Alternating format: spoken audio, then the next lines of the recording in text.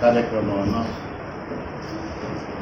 ಭೀಮನಗರದ ಯಜಮಾನರುಗಳು ಪುರಸ್ಕರು ಹಾಗೂ ಬಾಬಾ ಸಾಹೇಬ್ ಅಂಬೇಡ್ಕರ್ ಸ್ಮಾರಕ ಸಂಘದ ಅವರ ವತಿಯಿಂದ ಸಂಯುಕ್ತಾಶ್ರಯದಲ್ಲಿ ಈ ಕಾರ್ಯಕ್ರಮವನ್ನು ನಡೆಸಿದ್ವಿ. 12ನೇ ತಾರೀಕಿಂದ 14ನೇ ತಾರೀಕುವರೆಗೂ ಕಾರ್ಯಕ್ರಮ ಜರುಗ್ತಾ ಇದೆ. 12ನೇ ತಾರೀಕು ಬೆಳಿಗ್ಗೆ ಬಸವನಗುಡಿ, ಭೀಮನಗರದ ಬಸವನಗುಡಿಯಲ್ಲಿ ಬೆಳಿಗ್ಗೆ 9ರಿಂದ 12 ಗಂಟೆಯವರೆಗೆ ರಕ್ತದಾನ ಶಿಬಿರವನ್ನು ಕೊಳ್ಳೇಗಾಲದ ಎಲ್ಲ ವೈದ್ಯಾಧಿಕಾರಿಗಳ ಸಮ್ಮುಖದಲ್ಲಿ ನಡೆಯುತ್ತೆ. ಈ ಸರಿ ಕಳೆದ ಬಾರಿ 105 ಜನ ರಕ್ತವನ್ನು ಕೊಟ್ಟಿದ್ದರು. ಈ ಸರಿ ನಮ್ಮ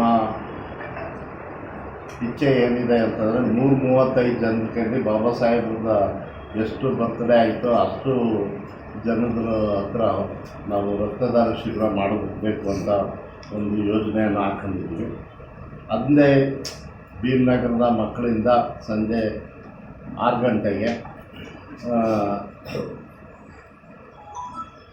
ಮಾತೆ ಸಾವಿತ್ರಿಬಾಯಿ ಪುಲೆ ಜ್ಞಾನ ಮಂದಿರ ಭೀಮನಗರದಲ್ಲಿ ಸಾಂಸ್ಕೃತಿಕ ಕಾರ್ಯಕ್ರಮ ಮಕ್ಕಳದು ಜರುಗುತ್ತೆ. ಹಾಗೂ ತಾರೀಕು 13ನೇ ತಾರೀಕು ಸಂಜೆ 6 ಗಂಟೆಗೆ ಗೌತಮ ಟ್ರಸ್ಟ್ ಮೈಸೂರು ತಲಕಾಡು ಕೃಷ್ಣಮೂರ್ತಿಯವರ ನಿರ್ದೇಶನದ ಸುಮಲಾದಿ ಯುದ್ಧ ಜೀವನದ ಆಧಾರಿತ ಯುದ್ಧರೂಪಕ ಕಾರ್ಯಕ್ರಮವನ್ನು ಹಮ್ಮಿಕೊಳ್ತಾ ಇದ್ವಿ. ಸ್ಥಳ ಭೀಮನಗರ ಕರ್ನಾಟಕದ ಜನಾಂಗದ ನಿವೇಶನ, ಬಸವೇಶ್ವರ ರೈಸ್ ಮಿಲ್ ಪಕ್ಕ, ಬೆಂಗಳೂರು ರಸ್ತೆಯಲ್ಲಿ ಅದು ಕಾರ್ಯಕ್ರಮ ನಡೆಯುತ್ತೆ. ದಿನಾಂಕ 14ನೇ ತಾರೀಕು ಬೆಳಿಗ್ಗೆ 6:30 ಗಂಟೆಯಿಂದ 8 ಗಂಟೆವರೆಗೆ ಭೀಮನಗರ ಮತ್ತು GP ಮಲ್ಲಪ್ಪಪುರಂ ಅಲ್ಲಿ ರಂಗೋಲಿ ಸ್ಪರ್ಧೆ ಕಾರ್ಯಕ್ರಮ ಇದೆ. ತದನಂತರ ಬಾಬಾ ಸಾಹೇಬ್ ಅಂಬೇಡ್ಕರ್ ಅವರ ಮೆರವಣಿಗೆ ಚಾಲನೆಗೊಂಡು ಮಾತೆ ಸಾವಿತ್ರಿಬಾಯಿ ಪುಲೆ ಜ್ಞಾನ ಮಂದಿರ ಮುಖಾಂತರ ಸಿದ್ಧಾರ್ಥನಗರದಿಂದ ಬೆಂಗಳೂರು ರಸ್ತೆಯ BR ಅಂಬೇಡ್ಕರ್ ಪ್ರತಿಮೆಯ ವೃತ್ತ, ಡಾಕ್ಟರ್ BR ಅಂಬೇಡ್ಕರ್ ರಸ್ತೆ, ಡಾಕ್ಟರ್ ರಾಜ್ಕುಮಾರ್ ರಸ್ತೆ, MJSV ಕಾಲೇಜು ರಸ್ತೆ ಮುಖಾಂತರ ನ್ಯಾಷನಲ್ ಇಂಗ್ಲಿಷ್ ಸ್ಕೂಲ್ ತಲುಪಿ ಸರ್ಕಾರಿ ಕಾರ್ಯಕ್ರಮದಲ್ಲಿ ಭಾಗವಹಿಸ್ತೀವಿ. ಸಂಜೆ 5 ಗಂಟೆಗೆ ಅದೇ ನಮ್ಮ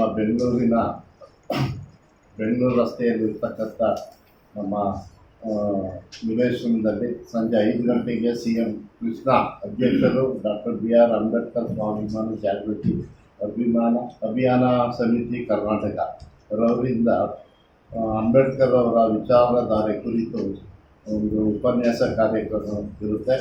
ತದನಂತರ ಪ್ರತಿಭಾ ಪುರಸ್ಕಾರ ಮತ್ತು ಅತಿಥಿ ಗಣ್ಯರಿಗೆ ಸನ್ಮಾನ ಇರುತ್ತೆ. ಈ ಸಾಲಿನಲ್ಲಿ 2025ನೇ ಸಾಲಿನಲ್ಲಿ ಮುಖ್ಯಮಂತ್ರಿಗಳ ಪದಕ ಪುರಸ್ಕೃತರಾದ ಶ್ರೀ HK ಮಹಾನಂದ್ ACP ಬೆಂಗಳೂರು ಅವರು ಹಾಗೂ ಶ್ರೀ S ಶಿವಕುಮಾರ್ ASI ವಿಶೇಷ ವಿಭಾಗ ಅಶೋಕಪುರಂ ಪೊಲೀಸ್ ಠಾಣೆ ಮೈಸೂರು ಅವರಿಗೆ ಗೌರವ ಸನ್ಮಾನ ಇರುತ್ತದೆ. ಈ ಇಷ್ಟು ಕಾರ್ಯಕ್ರಮಗಳು ನಮ್ಮ ಭೀಮನಗರದ ಎಲ್ಲರೂ ಸೇರಿ ಮಾಡ್ತಾಯಿದ್ವಿ. ಈ ಒಂದು ಕಾರ್ಯಕ್ರಮಕ್ಕೆ ಎಲ್ಲ ಕೊಳ್ಳೇಗಾಲದ ಎಲ್ಲ ಸಮಸ್ತ ನಾಗರಿಕರು ಸಹಕರಿಸಬೇಕು.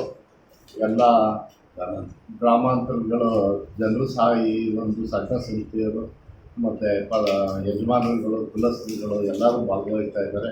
ಈ ಒಂದು ಕಾರ್ಯಕ್ರಮಕ್ಕೆ ಯಶಸ್ವಿ ತಾವೆಲ್ಲರೂ ಸೇರಿ ಈ ಒಂದು ಕಾರ್ಯಕ್ರಮವನ್ನು ಯಶಸ್ವಿಗೊಳಿಸಬೇಕು ಅಂತ ತಮ್ಮಲ್ಲಿ ಮನವಿ ಮಾಡ್ತಾರೆ.